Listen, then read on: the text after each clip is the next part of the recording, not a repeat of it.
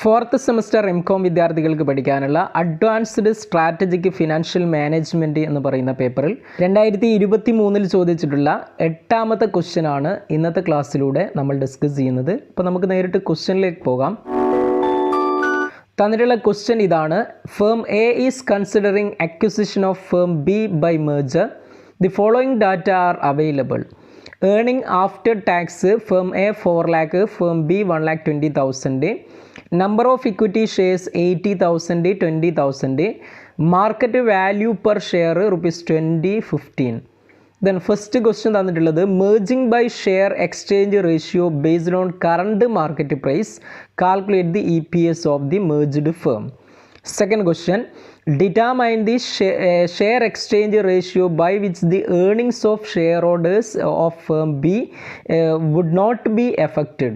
Also calculate the EPS after merger. Okay, ഇതാണ് നമ്മുടെ ക്വസ്റ്റ്യനിൽ തന്നിട്ടുള്ളത്.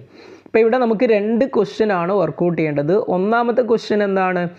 Based on exchange ratio on market price, current market price, EPS calculate ചെയ്യാനാണ് പറയുന്നത്. Merged ഫേമിൻ്റെ EPS calculate ചെയ്യാനാണ് പറയുന്നത്.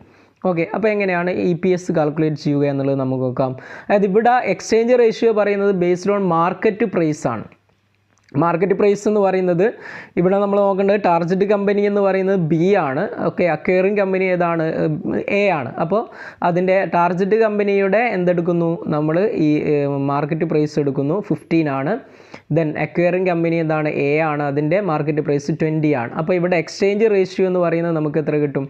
Exchange ratio 15/20 is equal to 0.75 എന്ന് നമുക്ക് എക്സ്ചേഞ്ച് റേഷ്യോ കിട്ടും. അപ്പോൾ ഇവിടെ firm B will get 20,000 into 0.75, അതായത് 15,000 ആണ് വരുന്നത്. മൊത്തം 15,000 ഷെയർസ് ആണ് വരുന്നത്. അതായത് ടോട്ടൽ നമ്പർ ഓഫ് ഷെയർസ് എന്ന് പറയുന്നത് ഇവിടെ 80,000 നിലവിലുള്ള എയുടേതും അതേപോലെ 15,000 അക്വയർ ചെയ്യുന്നു. ടോട്ടൽ എത്ര വരും? 95,000 ഷെയർ വരും.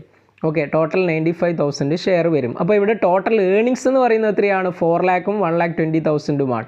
എയുടെ 4 lakh, ബിയുടെ 1,20,000 ആണ്. അപ്പോൾ നമുക്ക് ഇവിടെ എത്ര കിട്ടും? 5,20,000 എന്ന് നമുക്ക് ടോട്ടൽ ഏണിങ്സ് കിട്ടും. അപ്പോൾ EPS എങ്ങനെയാണ് കാണുന്നത്? Total earnings divide by number of share ആണ്. ടോട്ടൽ ഏണിങ്സ് എന്ന് പറയുന്നത് എത്രയാണ്? ഇവിടെ 5,20,000 ആണ്. ടോട്ടൽ ഷെയർ നമ്മൾ കണ്ടെത്തി എത്രയാണ്? 95,000 ആണ് ആഫ്റ്റർ മെർജർ വരുന്നത്. അപ്പോൾ 5,20,000 divide by 95,000 that is equal to എന്ത് വരും? 5.47 എന്ന് നമുക്ക് ഇവിടെ EPSൻ്റെ വാല്യൂ കിട്ടും.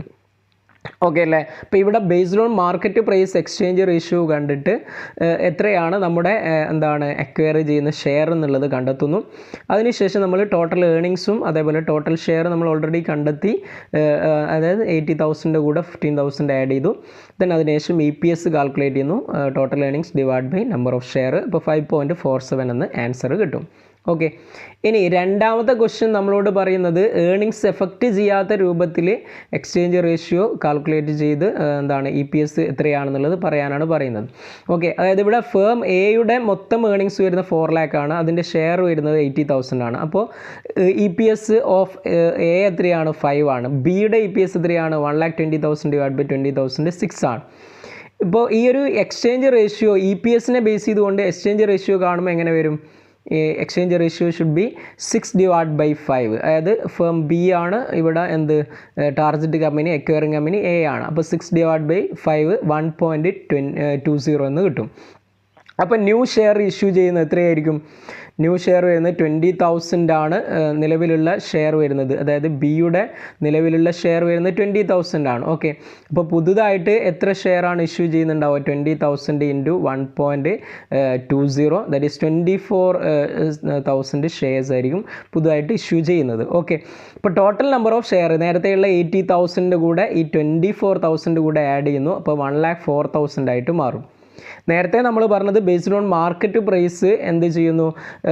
എക്സ്ചേഞ്ച് റേഷ്യോ കണ്ടുകൊണ്ട് എത്ര ഷെയർ പുതുതായിട്ട് ഇഷ്യൂ ചെയ്യണം, എത്രയാണ് EPS വരുന്നത് എന്നുള്ളതാണ്.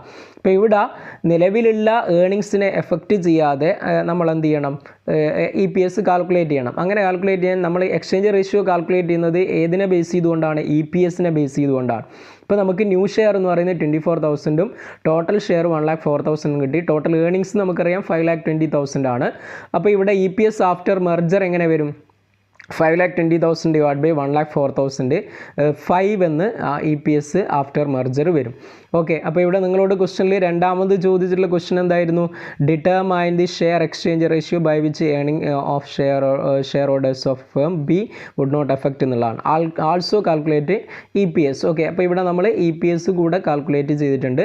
Total earnings of share holders of firm B after merger എന്തായിരിക്കും? 24,000 ആണ് ന്യൂ ഇഷ്യൂ ചെയ്യുന്നത്, ഇൻറ്റു 5 ആണ് ഇവിടെ EPS വരുന്നത്. 24,000 ഇൻറ്റു 5 1,20,000 നമുക്ക് ആൻസർ കിട്ടും. ഓക്കെ, അപ്പോൾ ഇത്തരത്തിലാണ് ഈ ഒരു ക്വസ്റ്റ്യൻ നിങ്ങൾ വർക്കൗട്ട് ചെയ്യേണ്ടത്.